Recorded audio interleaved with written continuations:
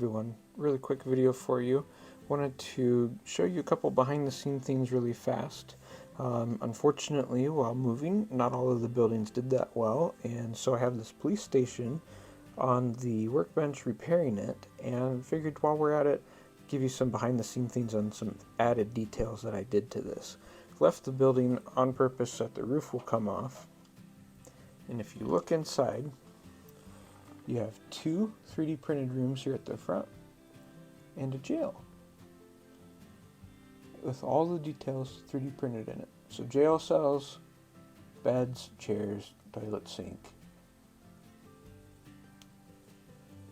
It's kind of hard to see it through the windows in the back, but figured since this was off, it's worth looking at. There's a couple people in there that I painted. And then the rooms are these 3D printed box rooms. And so you see the lights in them. Let me turn those on. And you can see those through the front windows. So same thing, 3D printed.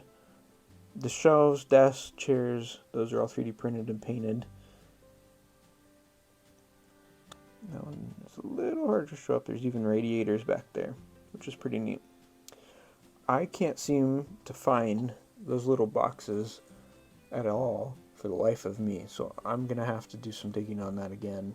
But just a neat, easy idea for adding some realism to your rooms, and only when you want to do a couple windows for an interior. Let me turn some lights off so you can see it a little bit better.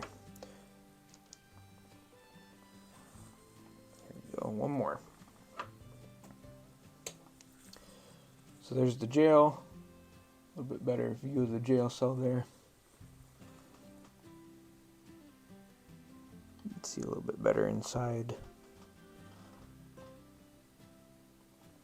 There we go.